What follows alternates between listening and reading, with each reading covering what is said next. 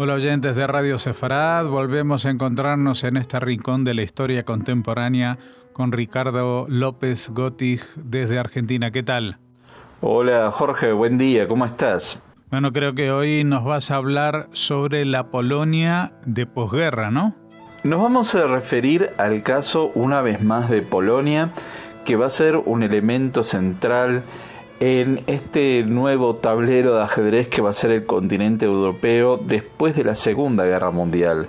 Ese periodo que vamos a conocer como la Guerra Fría, que va a durar hasta 1989 o 1991, dependiendo cómo querramos leer los acontecimientos de hace tan solo 30 años atrás. Era sumamente importante Polonia en este nuevo escenario y en el esquema de defensa de la Unión Soviética, a tal punto que vamos a ver que va a haber una especial importancia de Polonia para Stalin. Recordemos que la Segunda Guerra Mundial comienza cuando la Alemania nazi invade Polonia, de modo que acá ya vemos que era una pieza central. Y que por otro lado, en virtud del pacto Ribbentrop-Molotov del 23 de agosto de 1939, la Alemania nazi y la Unión Soviética habían hecho un acuerdo secreto de reparto de lo que era Polonia, los países bálticos y Besarabia. Entonces, el 17 de septiembre de 1939 es cuando la Unión Soviética invade la región más oriental de lo que era la Polonia entre guerras, y ahí se produce un proceso de sovietización y de anexión de esas regiones formalmente a lo que eran la República Socialista Soviética de Ucrania y la República Socialista Soviética de Bielorrusia. Pero por otro lado, vamos a ver que hubo una política deliberada de la Unión Soviética, del estalinismo, de eliminación de las élites polacas a fin de pensar en un eventual control absoluto de lo que era la Polonia después de la guerra. En esto se inscriben lo que hemos ya tratado, que es la matanza de Katyn, cómo es que el ejército soviético no ayuda al levantamiento que se produce de la resistencia polaca en 1944 contra los alemanes. El ejército soviético queda a pocos kilómetros de ingresar a Varsovia, se detiene y no ayuda a la resistencia polaca, que fue masacrada por las tropas alemanas.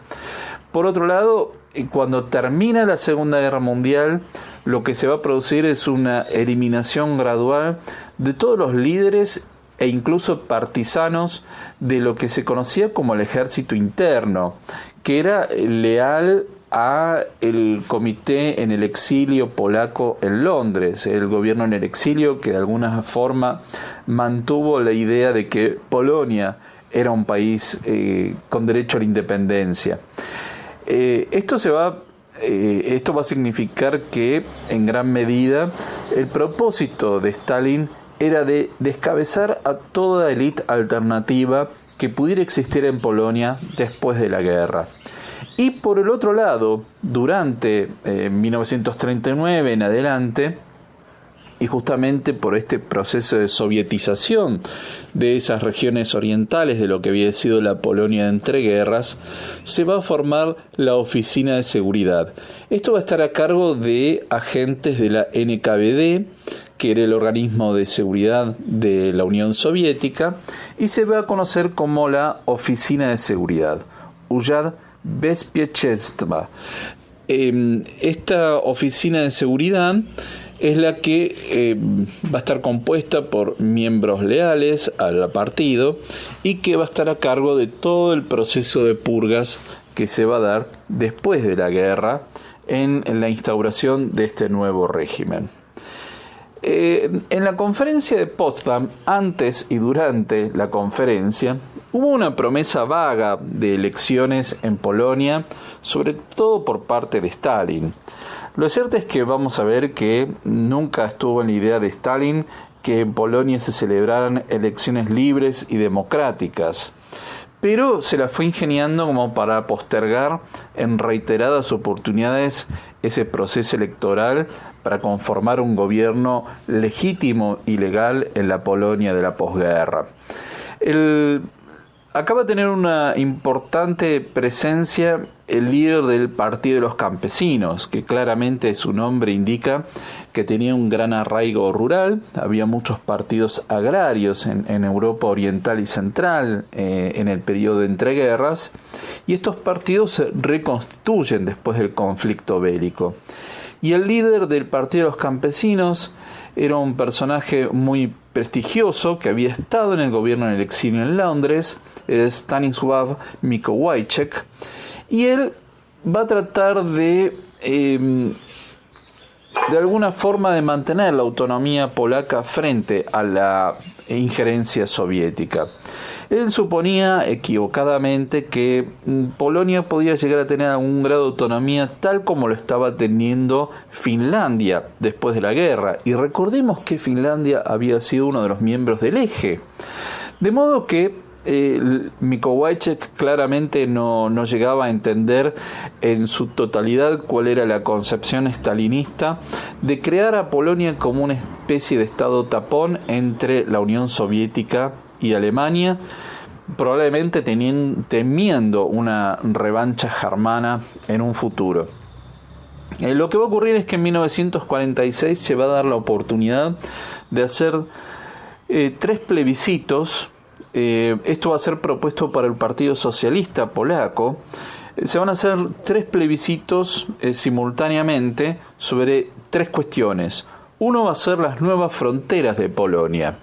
Tengamos en cuenta que la nueva Polonia, y es la frontera actual, es que la nueva Polonia va a tener fronteras corridas hacia el oeste, lo que se conoce generalmente como la frontera Oder-Neisse.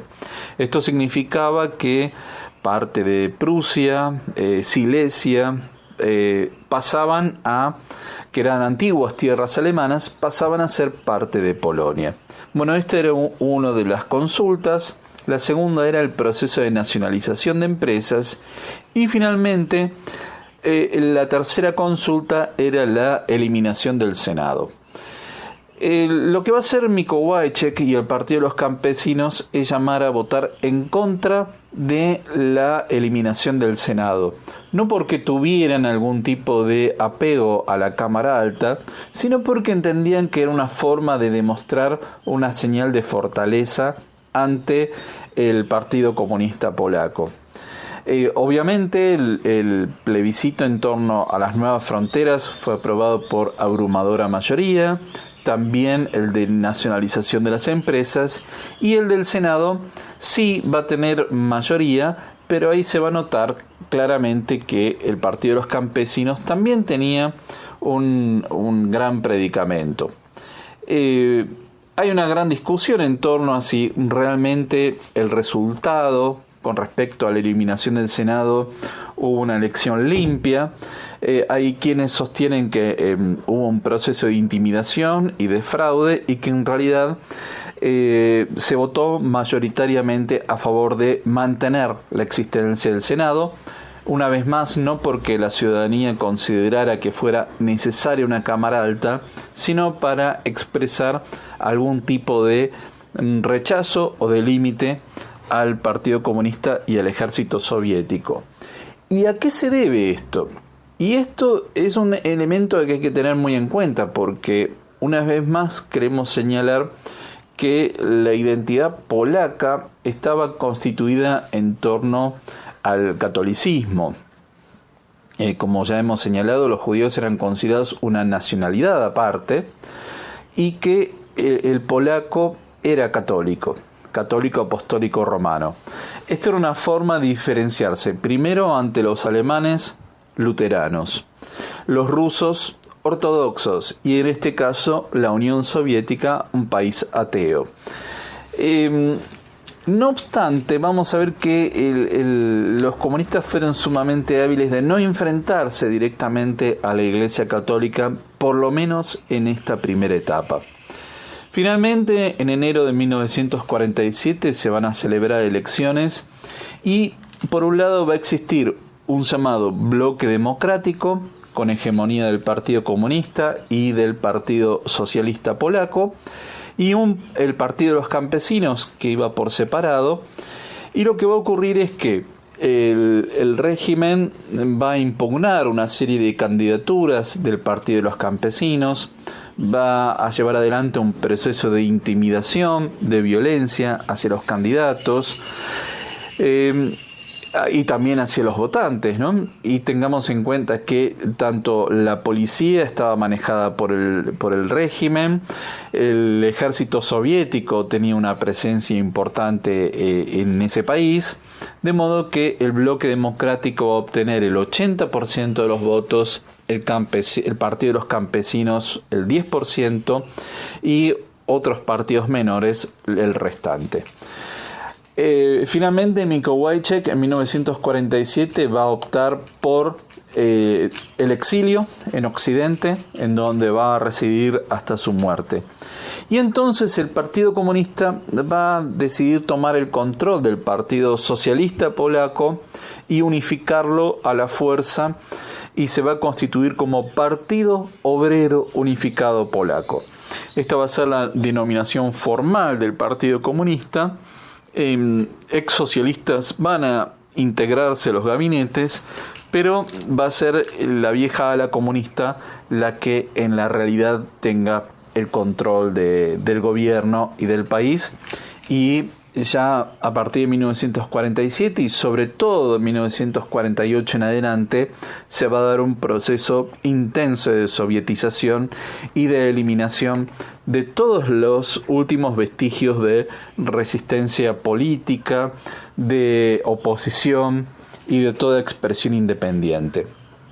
A tal punto va a ser importante esta pieza polaca para el nuevo escenario europeo en la Guerra Fría, que el ministro de Defensa de Polonia va a ser un general soviético, va a ser el mariscal Rokossovski, va a ser el nuevo ministro de Defensa, va a integrar el Politburó del Partido Obrero Unificado Polaco, va a integrar todos los organismos centrales, y debajo de él también va a haber oficiales polacos oficiales soviéticos al mando de las tropas polacas. De modo que, aunque se hubiera formado un nuevo cuerpo de oficiales polacos leales al nuevo régimen, cuestión que se vino haciendo ya desde el transcurso de la Segunda Guerra, la presencia de un mariscal soviético como ministro de Defensa de Polonia indica la importancia crucial que tenía Polonia para el esquema de defensa soviético y cómo es que consideraba a este país dentro del nuevo bloque. Muchas gracias a ti, Ricardo, por estas lecciones magistrales que nos acercan a un periodo que, aunque cercano en el tiempo, es bastante desconocido para mucha de la gente que no lo ha llegado a vivir en persona y que para eso tendrían que ser bastante mayores de edad. Así que estamos aquí para recordar y refrescar las memorias de lo que significó este siglo XX pasado, las edades del totalitarismo. Bueno, espero que sigamos la semana próxima con un nuevo capítulo de las edades del totalitarismo, y como siempre mi agradecimiento a la audiencia y a Radio Sefarad por esta oportunidad de recordar lo que fue el siglo XX con todas sus sombras y algunas luces. Muchas gracias.